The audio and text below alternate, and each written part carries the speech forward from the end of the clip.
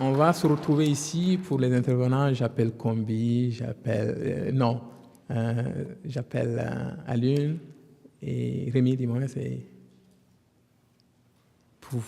pour voir si vous avez des questions, n'hésitez pas. Rémi.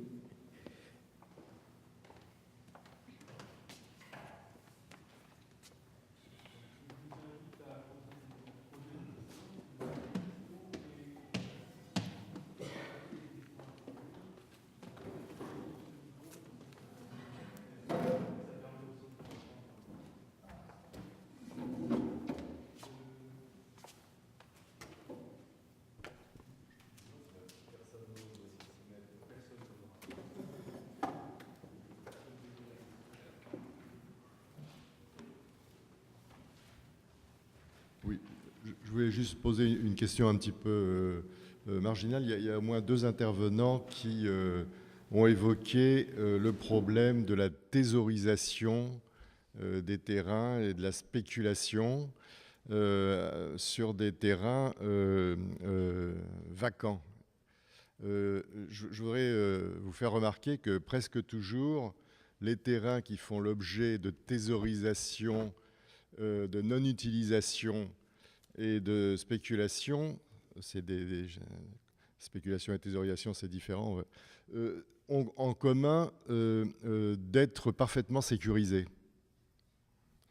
Hein, c'est-à-dire qu'on ne peut pas se permettre, lorsque le terrain n'est pas sécurisé, on ne peut pas se permettre de ne pas l'occuper. Bon. Et donc, il faut s'interroger sur le facteur qui fait qu'il y a tant de terrains thésaurisés inoccupés, d'abord, dans des villes qui souffrent d'un manque de viabilisation chronique. Il est surprenant de voir des terrains très bien placés, souvent dans le centre. Je pense à des villes comme Ouagadougou. Il y a ça aussi à Cotonou, à Bamako. Des villes où il y a des terrains parfaitement viabilisés, où il n'y a rien. Bon. Et une des raisons qui n'a pas été évoquée, ce n'est pas forcément de la spéculation. Une des raisons, c'est que lorsque on est un riche commerçant, que l'on a gagné de l'argent, on ne sait pas comment le conserver. C'est un problème de conservation de la valeur. Si on est ministre, on peut le mettre en Suisse, on a des moyens plus efficaces, on peut aller le placer à l'étranger. Quand on est un commerçant lambda, en fait, on ne va pas le mettre à la banque parce qu'on ne le retrouvera pas. Il n'y a pas d'outils de placement, si vous voulez, ça manque d'outils financiers. Et cette absence d'outils financiers sûrs fait qu'on stérilise du foncier. Donc ça, c'est une remarque. Il y a un autre aspect qui n'est pas l'aspect proprement thésaurisation, mais l'aspect plutôt spéculation. C'est le fait que, donc, très souvent, la distribution de nouveaux titres fonciers sert à capter des plus-values de travaux publics qui vont être réalisés. Par exemple, je pense à côté de Cotonou, ce qu'on appelait la route des pêches, où il y avait des projets touristiques, alors même que les terrains étaient occupés de façon ancestrale par des pêcheurs traditionnels qui avaient même leur tombe, donc une marque particulièrement évidente sur leur terrain, la tombe de leurs parents. Tout d'un coup, on a vu fleurir des titres fonciers, sitôt qu'a été annoncé qu'il y allait peut-être y avoir des investissements touristiques sur cette espèce de lido littoral à l'ouest de Cotonou. Et donc, de nouveau, un gel, si vous voulez, un gel du foncier par dysfonctionnement des outils de sécurisation, la sécurisation favorisant le gel, ce qui est quand même particulièrement paradoxal.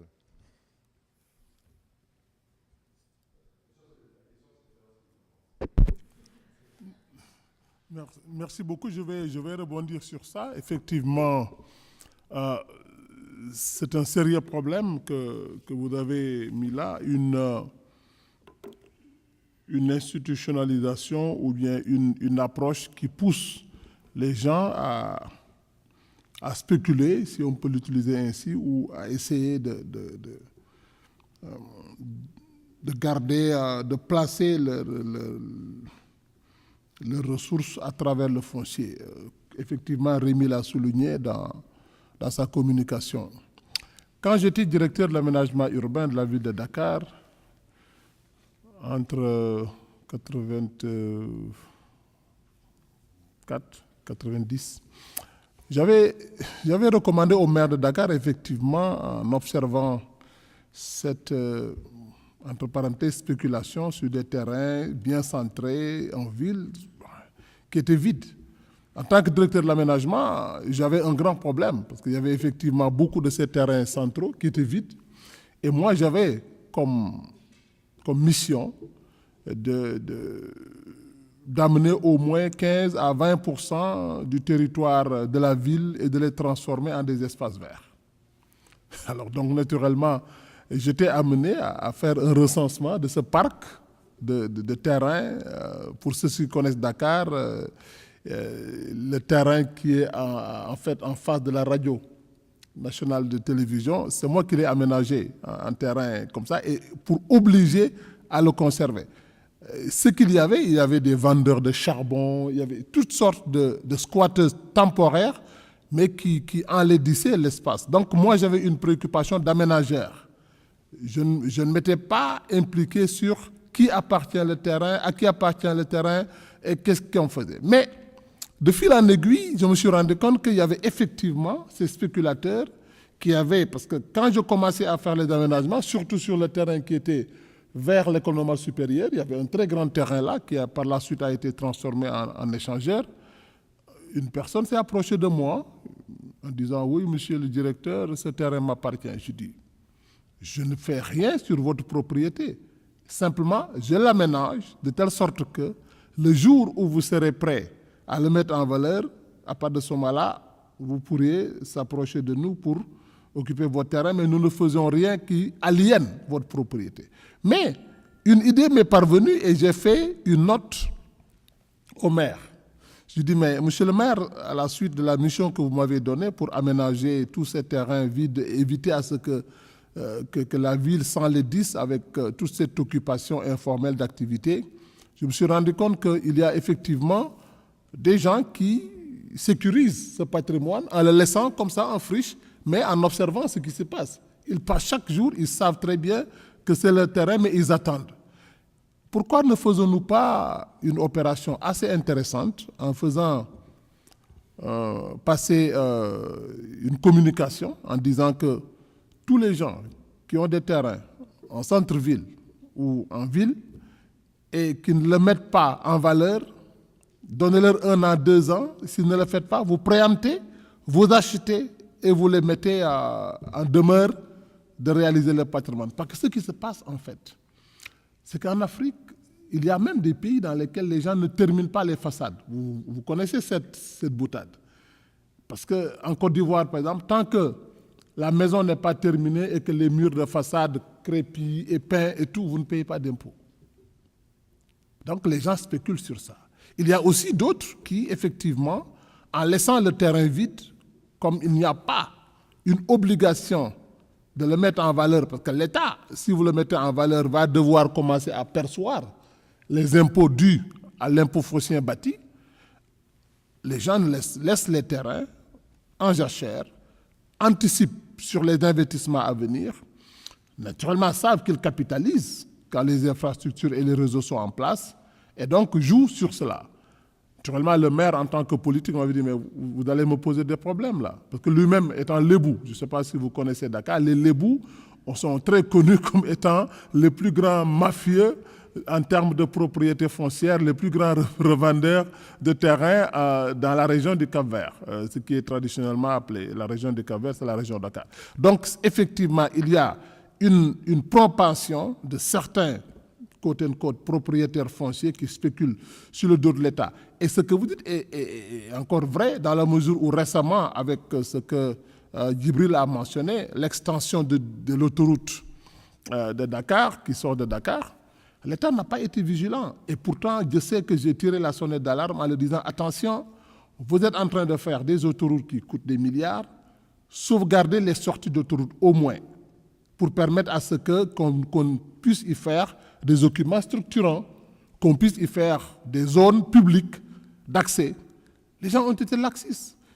Toutes les zones de l'autoroute ont été aménagées par des aménageurs fictifs, vendues à des gens sur base de 150 mètres carrés, 150 mètres carrés, ce qui veut dire que même les emprises des routes d'accès sur les sorties d'autoroute ont été vendues. Et ça, c'est extraordinaire. Vous ne pouvez pas savoir ce à quoi on est vu de tout ce que j'ai dit ce matin sur des gens qui ont une intelligence extraordinaire à lire le futur urbain, qui sont capables de capitaliser sur l'incurie de l'État, ou alors la spéculation est en fait combinée. C'est l'État qui est, en fait, les fonctionnaires des ministères qui se chargent, qui savent très bien ce qui se passe et qui donc se mettent derrière des spéculateurs fonciers pour faire le jeu. Vous avez parfaitement raison, mais c'est là où, encore une fois, où les citoyens, où les populations, où les administrations locales et centrales doivent jouer un jeu de transparence et de sauvegarde de l'outil foncier pour éviter à ces spéculateurs de se faire une richesse sur le dos des populations. Merci. Peut-être. Oui. Juste un petit ajout. Parfois, on joue avec les termes. Je n'ai pas vu en Afrique un terrain dit vacant, peut-être vide. Parce qu'il y a toujours un occupant, c'est toujours utilisé d'une manière ou d'une autre pour la spéculation. Parce que, en fait, si quelqu'un n'a même pas développé, ça ne veut pas dire que le terrain est vacant. Vacant en termes quelqu'un qui l'occupe, quelqu'un qui va déclarer quel je ne sais pas comment Djibril a appelé ça tout à l'heure, quelqu'un qui va dire que le terrain lui appartient légalement ou légitimement ou quelle que soit la forme. Donc il y a toujours un terrain il y a toujours quelqu'un qui va déclarer que le terrain lui appartient. Ça, c'est un terrain vide. Oui, ça peut être vide en termes de développement. Mais ça, je crois que c'est ça qui cause parfois le problème. Et même dans le contexte d'accaparement des terres en milieu urbain, on a l'impression que le terrain est vacant, ça n'appartient à personne. Quand on vient maintenant avec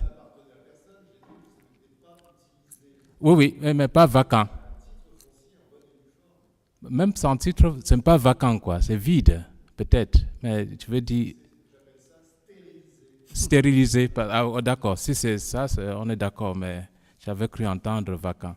Bon, deuxième chose, c'est au niveau de ce que Alioune a dit, ils ont essayé au Kenya en termes de s'assurer que si dans beaucoup de pays, les titres fonciers, les documents vous disent, si c'est par exemple un espace résidentiel, on vous dit vous avez telle période pour mettre en œuvre, sinon il y a telle pénalité.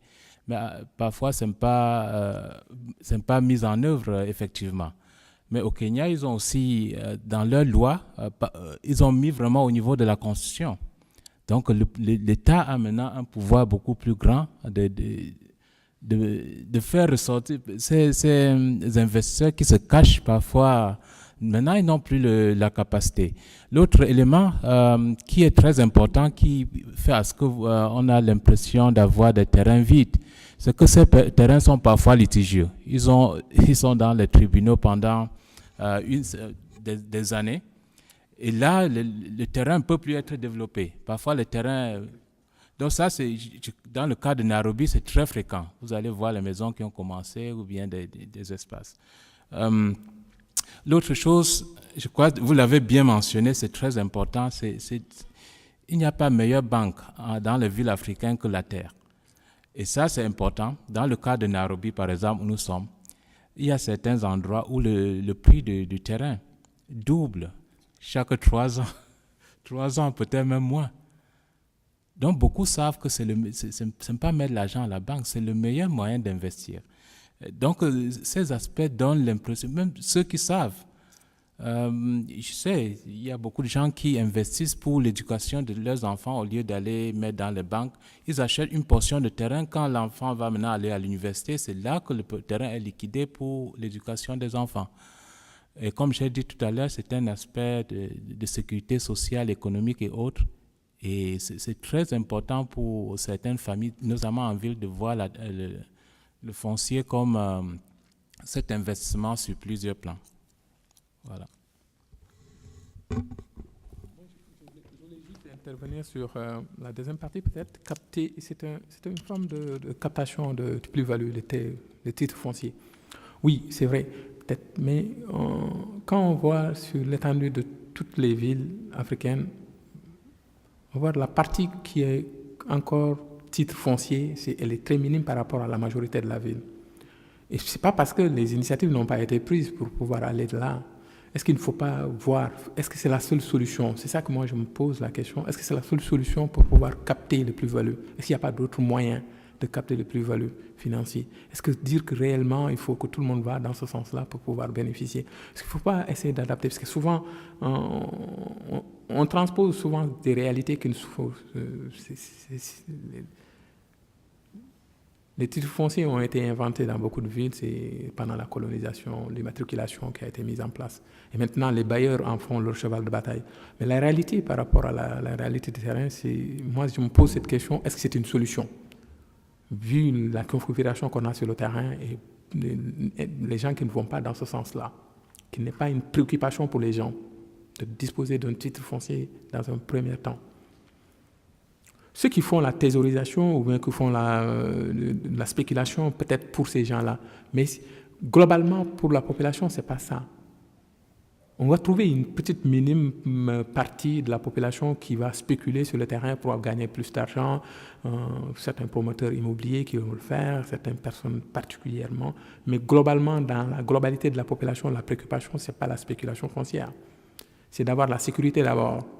Quand je quitte, je sais où mettre ma famille et mes enfants vont avoir une demeure sur laquelle ils vont hériter. C'est la maison de mon père, c'est la maison familiale qu'on va rester. Et c'est ça qui est important.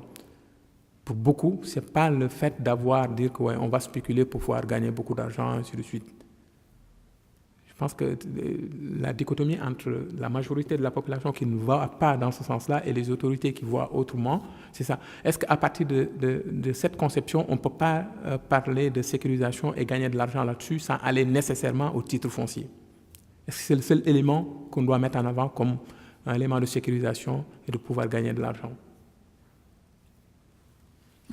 Oui, avant que Tribune ne prenne la parole, moi je voulais rebondir sur ce que Djibril dit et peut-être aller un peu dans le sens contraire. Vous savez, c'est vrai, nous sommes dans une situation d'informalité telle que ceci pose un grand problème par rapport à la, je le mets entre guillemets, modernisation de nos villes. Aujourd'hui où nous sommes au XXIe siècle, avec tout ce qu'il y a comme moyens, je parle sur les moyens technologiques, je parle sur les moyens informatiques, je parle aujourd'hui, vous ouvrez n'importe quel ordinateur, Google Earth vous montre votre terrain partout où vous êtes. Qu'est-ce qui empêche les États de clarifier le business et que tout le monde ait une information et que les gens qui ont, que ce soit petit papier, que ce soit tout, soient reconnus et qu'ils contribuent à faire de telle sorte que nous puissions avoir une ville bien gérée, une ville dans laquelle les réseaux sont en place, que les services de base existent, parce qu'encore une fois, je dis, que ce soit les gens qui sont pauvres, riches ou moins riches, la pagaille qu'il y a dans le foncier n'aide personne. Ça n'aide personne, parce que même les gens qui spéculent en disant, bon, je ne spécule pas, j'attends seulement que mon fils grandisse, mais il spécule, je m'excuse du terme, il spécule. Il sait très bien que c'est sa seule banque, il spécule. Dans ce cas-là, et j'ai toujours été l'avocat de dire il faut taxer à la fois le foncier bâti et le foncier non bâti. Il y a des villes ou des pays dans lesquels les gens ne taxent rien. Surtout les gens qui ne taxent pas le foncier non bâti. Je suis absolument partant pour taxer fortement le foncier non bâti. Justement à cause de ça, Comment voulez-vous que quelqu'un qui a une parcelle de terrain, d'abord c'était en marge de la ville, en jachère, il sait très bien ce qu'il fait, il attend que l'État amène la route, l'eau, l'électricité et tout, les valeurs foncières montent à 200-300% pour vendre. Qu'est-ce que vous avez fait par rapport à ça? Non, je suis pour aujourd'hui.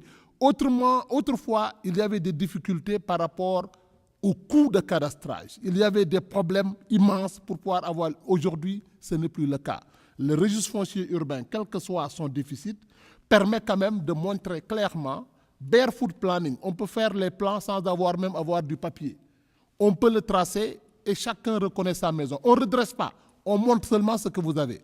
Et sur cette base-là, on dit, ça c'est votre parcelle, chaque année vous me payez 1000 francs. Et de là, naturellement, il appartient à l'autorité municipale de vous apporter les services qui font que votre parcelle a de la valeur. Il suffit de faire passer la route, d'amener l'eau, l'électricité pour que les valeurs foncières montent. Alors, moi, je suis pour un système de cadastrage universel, quel que soit ce qu'on va appeler, je ne dis pas titre foncier ni rien, mais marquons sur le papier de telle sorte que chacun sache ce qu'il a. Et sur cette base-là, on commence à taxer. Et on taxe tout. On taxe le bâti et le taxe le non-bâti. Parce qu'aujourd'hui, la densification dont on a besoin dans nos aires urbaines pour les rendre compactes demande aussi à ce que nous puissions regarder la manière dont les villes s'étalent. Vous allez à Ouagadougou. Nos amis, après Sankara, ont fait tellement d'aménagements. La ville est à aujourd'hui 40-50 km. C'est un coût terrible. Alors, il faut revenir à l'orthodoxie. Il faut densifier, mais aussi taxer à la fois le bâti et le non-bâti. Je crois que Jean-François voulait prendre la parole, à moins que vous laissez à la dame d'aller.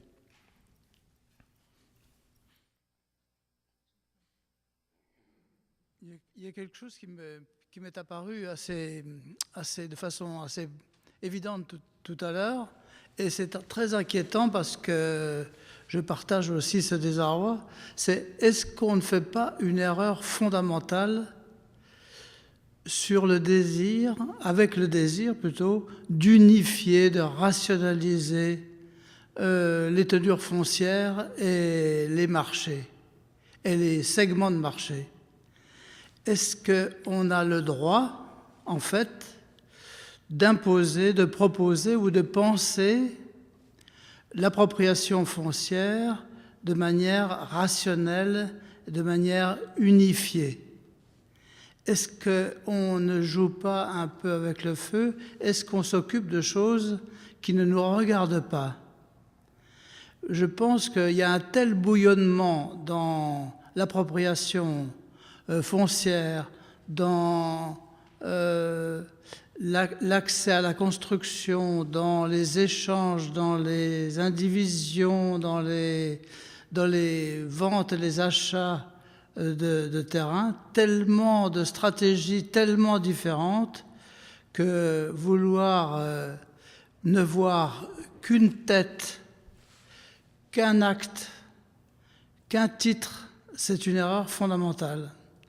Alors, dans ces conditions-là, il s'agit de réfléchir aux conditions dans lesquelles, malgré cette diversité, cette pagaille, finalement, cette pagaille foncière, quels sont les inconvénients principaux de cette pagaille et comment peut-on s'en tirer du point de vue de la puissance publique? Vous voyez, c'est une réflexion naïve que je fais. Je me demande si tous ces bouillonnements-là sont susceptibles d'être rationalisés, d'être unifiés en l'état actuel du développement des sociétés qui nous intéressent. Voilà, c'est simplement ça que je voulais dire.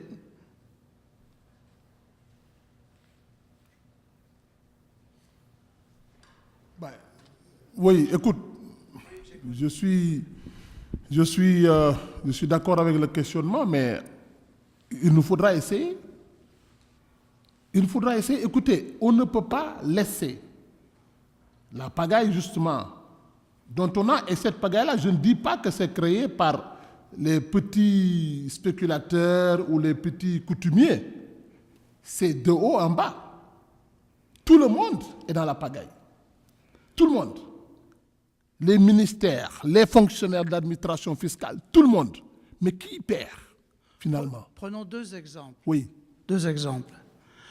Les travailleurs émigrés, la seule possibilité qu'ils aient pour placer leur argent dans beaucoup de villes du monde, c'est d'acheter des parcelles, d'acheter du terrain, de placer leur argent dans des terrains, dans des constructions, car ils n'ont pas d'autre possibilité de mettre de l'argent de côté et de la faire fructifier.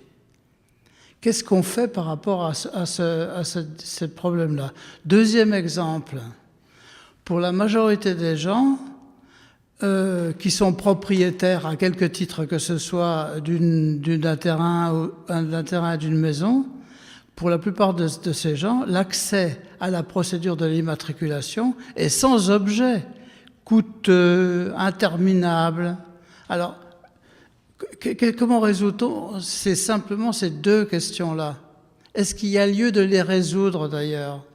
Qu'est-ce qu'on peut faire devant des constatations? Toi, tu as ajouté, Alioune, tu as ajouté l'idée aussi que la spéculation immobilière, comme tu l'entends, s'organise du bas jusqu'en haut. Mais qu'est-ce qu'on peut faire contre ces phénomènes?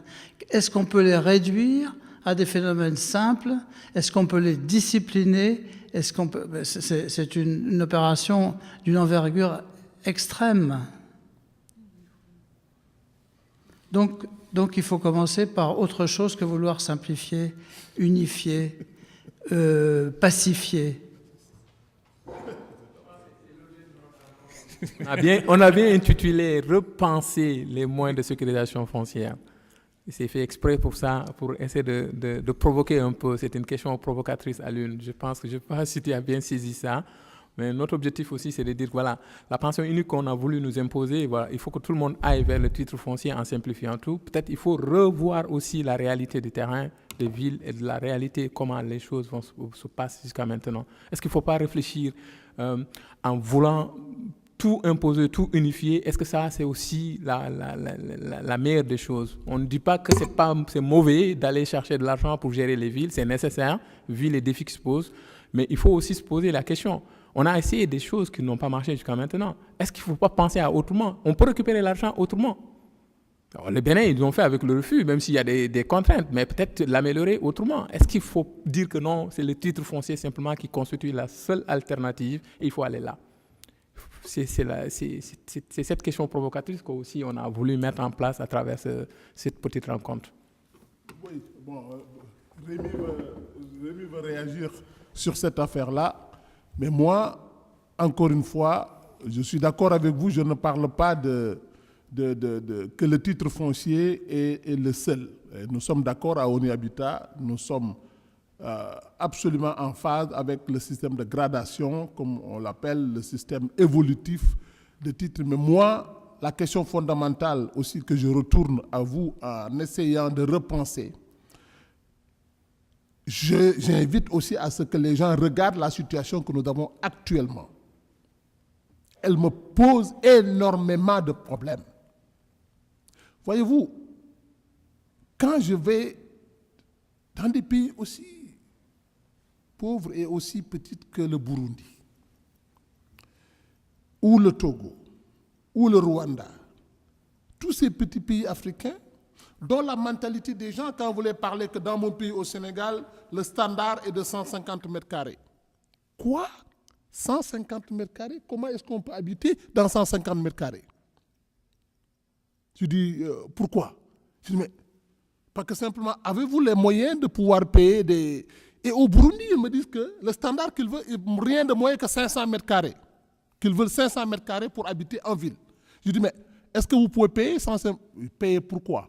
Ils ne veulent pas payer. Pas d'impôts. Ils veulent des services de base et tout. Et moi, je me situe à l'autre côté.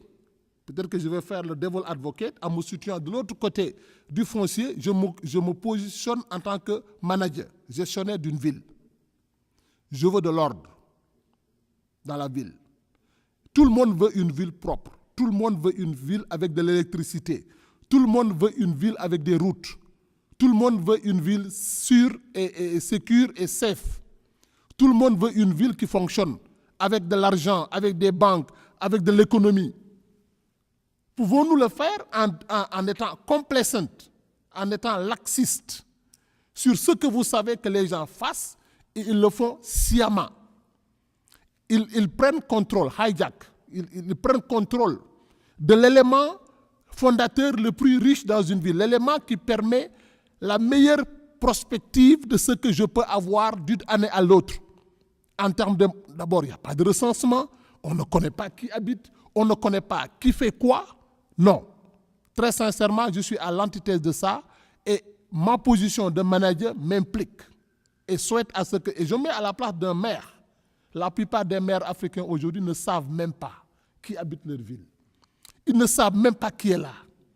Donc moi je dis, autrefois, le système de cadastrage a été un système impossible à faire compte tenu des coûts que ça impliquait. Ce n'est plus le cas.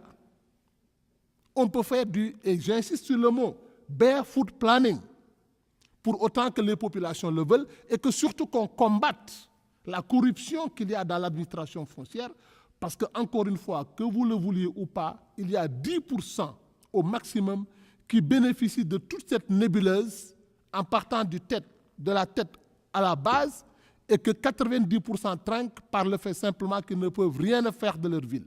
Moi, ça, c'est ma position. Dans le cadre de repenser le concept, ne regardons pas seulement l'outil, regardons la finalité. Et je me situe dans le cadre de la finalité. Merci Alun.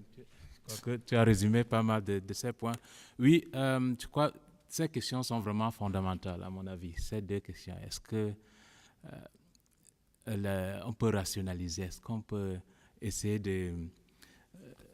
deuxième question, essayer même de s'immiscer. Premièrement, je dis que parfois le chaos qu'on voit dehors est synonyme de notre ignorance. Là-dedans, il y a une certaine logique qu'on n'a pas compris. Mais quand on amène une logique différente aux réalités, et c'est là qu'il y a conflit. Je crois que dans le cas du Sénégal, Djibril a bien expliqué ce conflit entre ce qui le prescrit et la réalité sociologique, comme il l'a appelé. Donc, je crois que ce n'est pas question de rationaliser, mais d'abord de comprendre. Comprendre comment ça marche. Et maintenant, je crois qu'on avait cette discussion avant, et si besoin est, comment rationaliser. Et le troisième aspect, c'est donner les options. Pas un cadre qui va mettre tout le monde. Parce que le foncier en lui est très complexe. Et pas un seul acteur, pas un seul cadre peut gérer cette complexité-là. Mais comprendre cette complexité, reconnaître les différents, donner les choix, les options, c'est important. Et maintenant, on peut pas résoudre d'un coup. Je crois que quelqu'un me rappelait, même en Europe, ça a pris du temps. Et je crois que Claire a fait une bonne démonstration de comment maintenant, même les outils de sécurisation ont évolué. Nous sommes en train de parler de titres de cadastre qui datent qui est la première génération, en fait, d'outils qu'on a utilisés. Mais entre-temps, il y a eu d'autres outils. Pour moi, je crois il y a des échanges qui peuvent se faire, des systèmes d'information foncière, commençant par les titres, et puis maintenant les formes d'énumération qu'on utilise maintenant pour avoir au moins l'information. Et maintenant, qu'est-ce qu'on fait avec cette information? Je crois que ça renvoie à la question, ou bien la problématique de la transparence, de la bonne gouvernance, de l'administration. Maintenant, le maire saura quoi faire avec. L'autre question, c'est est-ce qu'on devrait s'immiscer? Je crois qu'on ne peut ne pas. Le conseil concerne tout le monde. Qu'on soit utilisateur, qu'on soit décideur, qu'on soit intermédiaire, qu'on soit chercheur, c'est une question qu'on ne peut pas l'éviter, malheureusement, à mon avis. Mais maintenant, savoir à quel niveau on peut s'impliquer, à quel niveau on peut apporter sa petite contribution. Oui, c'est difficile, mais ça ne veut pas dire que c'est impossible. Il y a, comme je l'ai montré dans le cas, certains cas que j'ai présentés, certains pays font des efforts, il y a des changements qui sont notables, ce n'est pas parfait, mais quand même ils font des petits progrès.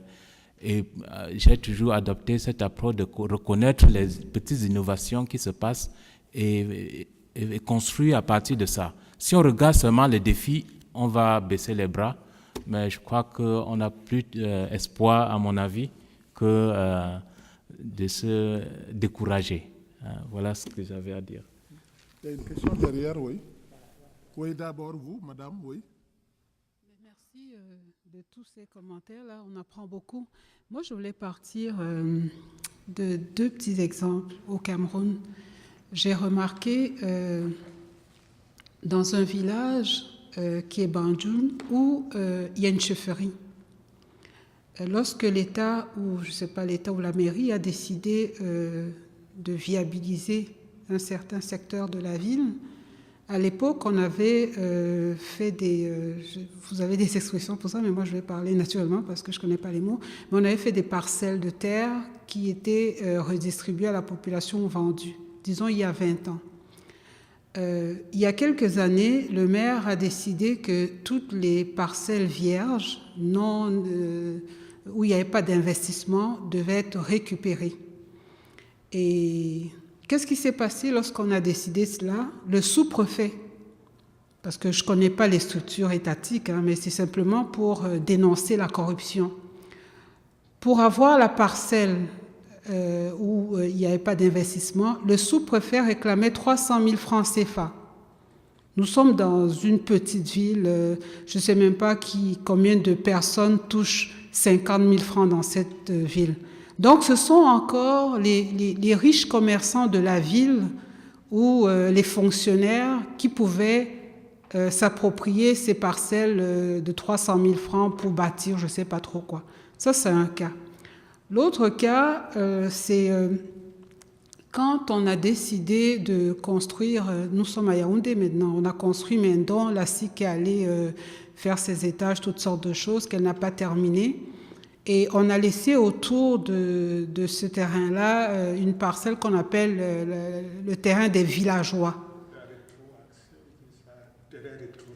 Oui, en tout cas, il y avait... Bon.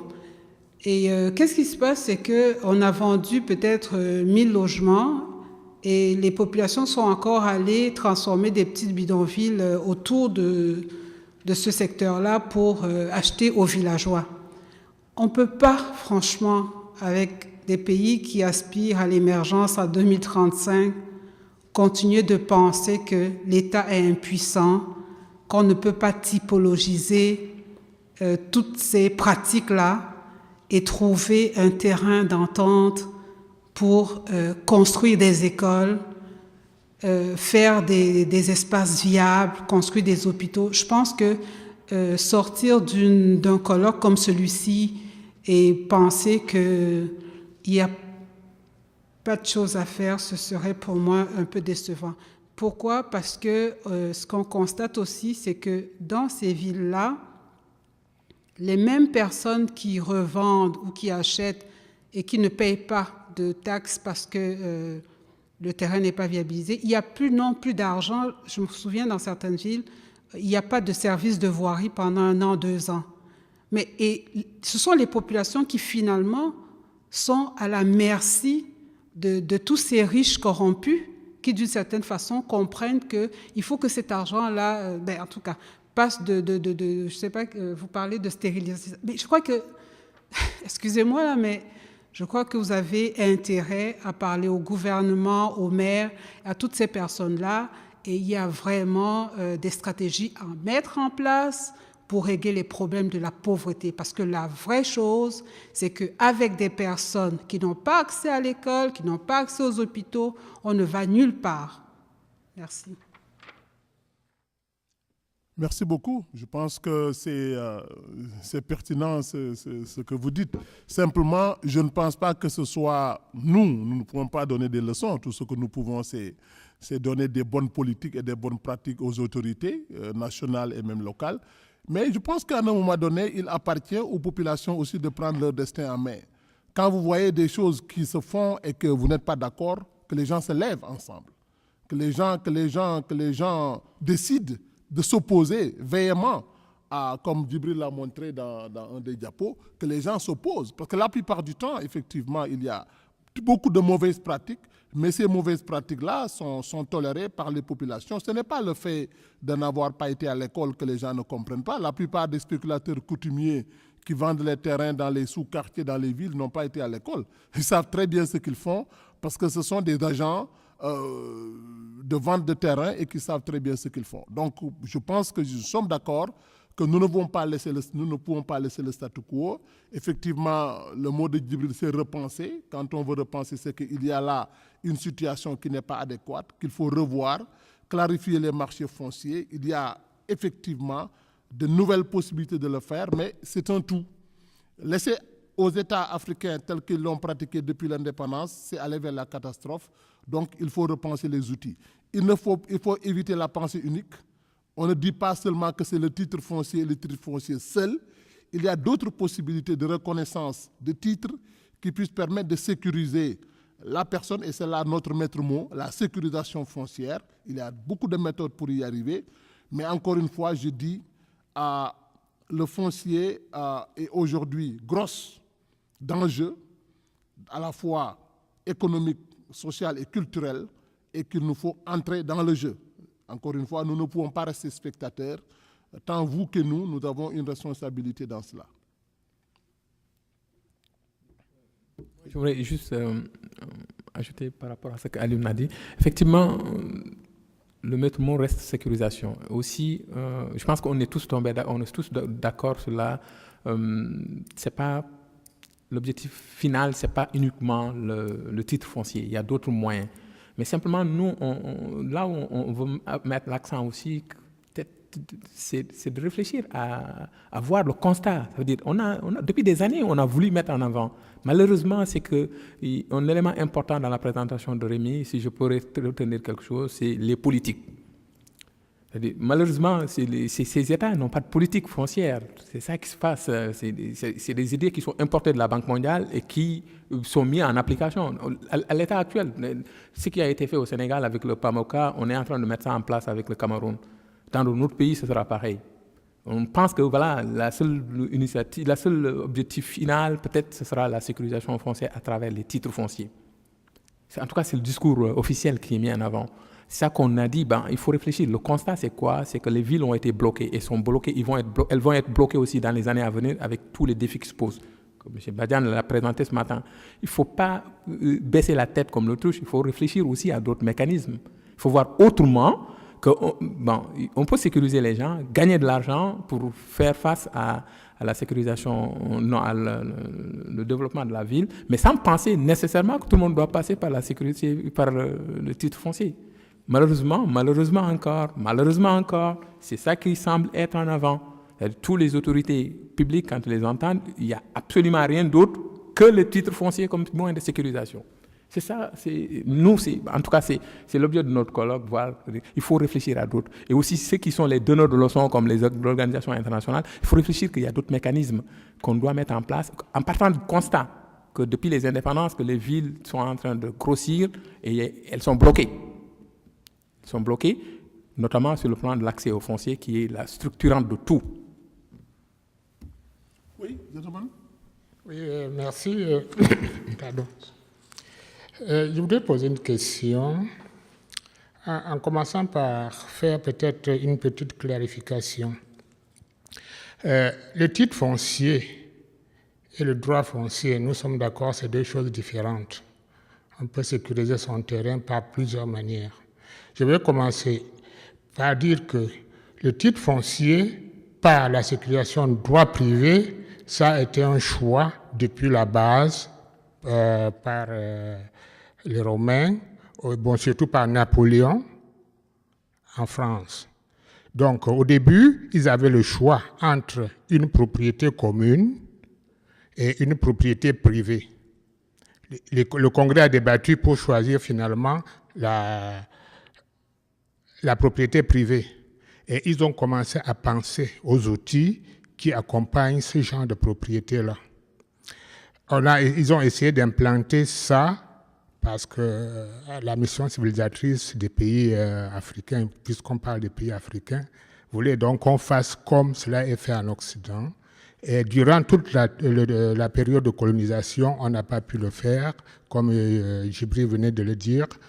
Et maintenant, on continue encore. Quand après les indépendances, Ça n'a pas continué et on a fait comme quoi on voulait nationaliser, donc on a dit le domaine national. Ça, cette loi a été appliquée dans tous les pays francophones d'Afrique.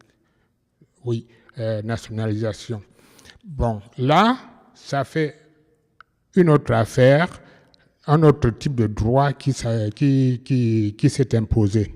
Bon, maintenant, si je prends, par exemple, la taxation, vous disiez que vous aurez souhaité qu'on taxe le terrain bâti, non bâti et autres. Je crois qu'à ce moment-là, il y aura une confusion puisque le terrain qui est non bâti, qui n'est pas exploité, est supposé être peut-être un domaine national.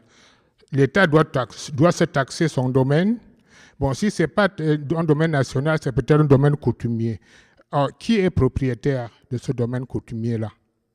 On ne connaît pas, puisque la terre, à l'origine, dans l'Afrique, ça appartient à plusieurs qui sont déjà décédés, quelques peu qui sont présents, et beaucoup plus qui vont revenir. Ce n'est pas moi qui dis, beaucoup plus qui vont venir. Si on arrivait même à sécuriser toutes ces terres-là, bon, ceux qui vont venir, qu'est-ce qu'ils vont en faire? Bon, on pense au présent, là, pensons aussi au futur. Si on veut attribuer le titre foncier à tout le monde, sans penser à ces terres collectives-là. Et dans la même lignée, quand je m'adresse à Claire, c'est que même les systèmes d'information ont été aussi pensés par rapport aux titres fonciers individuels et autres.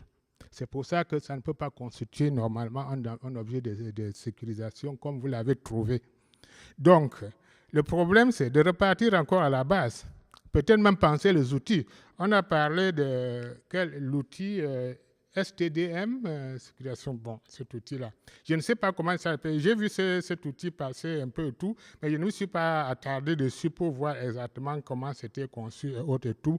Mais je crois qu'à l'intérieur, on peut penser et voir comment est-ce qu'on peut aussi incorporer, enfin je ne sais pas jusqu'à quel niveau c'est parti, combien de types de droits traditionnels, parce qu'il n'y a pas qu'un seul, il y en a plusieurs, donc incorporés dans tout cela. Et enfin, je veux dire, on a parlé aussi de titres fonciers et puis vous avez parlé, non, en fait, la superficie par individu.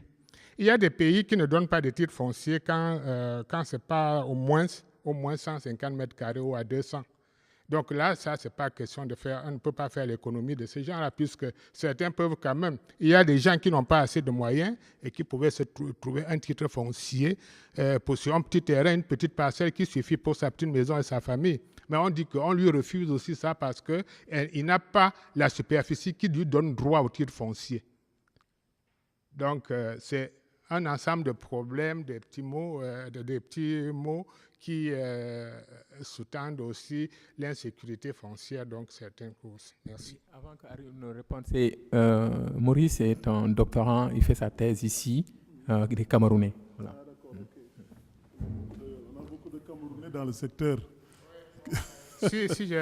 C'est pour ça, si je pose la question en faisant trait à la technologie et autres, c'est qu'à présent, il y a des systèmes d'information foncière qu'on impose. Je veux dire qu'on impose parce qu'aux pays africains et autres. Je suis en train de regarder à peu près dans le cadre du Cameroun, qui est en train de vouloir s'aventurer dans l'informatisation du sol, quels peuvent être les jeux et les enjeux entre ça et les droits fonciers. Et je fais une recherche anthropologique aussi sur l'appropriation de ce genre d'outils-là par rapport aux populations usagées, par rapport aux techniciens, comme... je ne sais pas, c'est Rémi qui disait il ne faut pas laisser la terre à ceux qui savent la manipuler. Parce qu'à un moment donné, c'est comme si ces titres-là ne seront qu'un jeu entre les techniciens qui peuvent la manipuler et puis peut-être comme la base, c'est pour les percevoir des impôts, c'est fiscal. Donc, ça pourrait se manipuler entre ces gens-là. Et ça pourrait aussi être encore, si ce n'est pas analysé d'une certaine manière, ça pourrait aussi être aussi une manière pour accentuer l'insécurité parce que ce n'est pas passé au-dessus de la compréhension des populations qui sont normalement désintéressées. Merci beaucoup. Vous avez parlé tout à l'heure de ce processus de taxation qui est difficile parce qu'on ne peut pas repérer les différents types de domaines et que c'est coutumier et tout. Mais vous savez, encore une fois, ce n'est pas une question d'être éduqué ou d'être allé à l'école. Les populations savent très, très, très bien leurs propriétés. Vous savez, si vous étiez capable d'amener à un paysan, vous avez accès au réseau Internet et que vous amenez Google, vous lui montrez sa maison-là, il va savoir que ça, c'est ma maison. Ce que je voudrais dire par rapport à ça, c'est qu'effectivement, il y a eu beaucoup de lois sur le domaine national qui ont été promulguées en Afrique et qui a posé beaucoup de problèmes. Dans beaucoup de pays, les gens ont pris les machettes pour se battre. Mais toujours est-il que quand nous parlons de taxation foncière, foncier bâti, foncier, nous sommes dans les zones urbaines. Et si nous sommes capables de définir les zones urbaines, d'avoir des limites territoriales aux zones urbaines, nous devrions être capables, être à mesure d'y amener un peu d'ordre. Ce qui est fait à Parakou, nous l'avions commencé au début des années 90 avec un grand appui de la GTZ de mettre le premier registre foncier urbain au Bénin, à Parakou. C'est vrai, il y a encore pas mal de déficiences, mais ça aide. Ça aide les populations, même s'il n'y a pas de parcellaire carré, rectangulaire, précise, dans la forme amorphe où ces parcelles sont, on les définit. On les trace sur un crayon, un papier, quelquefois même c'est des parcelles rondes. On s'en fout de la forme. Simplement, ce qu'on veut identifier, c'est l'ayant droit. Quelle est la personne, autorité? Même s'il y a plusieurs droits familiaux qui s'exercent sur la même parcelle pendant des générations, ça pose un problème, je sais. Mais essayons d'identifier qui est à la tête de cette fratrie, de cette famille, qui est responsable de ce terrain-là. On ne veut pas savoir titre foncier et tout, on ne veut rien savoir. On veut seulement savoir qu'il y a une famille qui habite là. La notion de le droit et tout. Et la collectivité décide ensemble de dire que nous allons chaque année, chaque personne ayant droit ici va contribuer quelque chose pour que nous améliorons notre environnement. Vous ne pensez pas que c'est possible? C'est possible de le faire ensemble. Pour autant que la collectivité décide que nous allons améliorer notre condition de vie et notre environnement. Je pense que fermer les yeux, refuser de vouloir progresser dans ce secteur-là va nous poser encore beaucoup plus de problèmes dans la mesure où notre démographie continue d'augmenter. Les difficultés que nous connaissons actuellement vont être multipliées par 10 dans les années à venir si nous ne mettons pas de l'ordre dans ce domaine. Tribion dit, est-ce qu'avons-nous le droit? Rémi dit oui. Je pense que oui, nous avons le droit d'y regarder. Et surtout que la plupart des villages traditionnels qui étaient très loin des villes, aujourd'hui sont rattrapés par l'urbanisation. Il va falloir les intégrer, qu'on le veuille ou pas. Sinon, ils seront intégrés par force. Ici, dans ce pays, il y a eu ce que nous avons appelé le zonage agricole. Je ne sais pas si ça existe toujours et tout. Ça existe toujours pour protéger, éviter à ce que les villes ne s'étalent à jamais. À Ouagadougou, j'avais demandé il y a quelque temps au maire Simon Compaoré, mettez une ceinture verte, arrêtez la croissance de la ville. Une ville ne peut pas être crabe grasse frontière, continuer à s'étendre indéfiniment. Les coûts, ce qu'on appelle le ecological footprint, on ne peut pas les laisser ces villes grandir comme ça. Il faut les protéger, les espaces agricoles. C'est tout cela qui font que nous sommes obligés. Et la meilleure manière de régulariser ou de gérer une ville, quelle que soit la taxation, même si elle est minimale. Est-ce que vous savez qu'en Chine, il n'y a pas de taxe foncière? Pas de taxe foncière en Chine. Mais ils sont en train de l'introduire. Parce qu'ils ne peuvent pas continuer comme ça. Ils se sont fait beaucoup d'argent par ce que nos amis experts fonciers appellent le land readjustment, le réajustement foncier.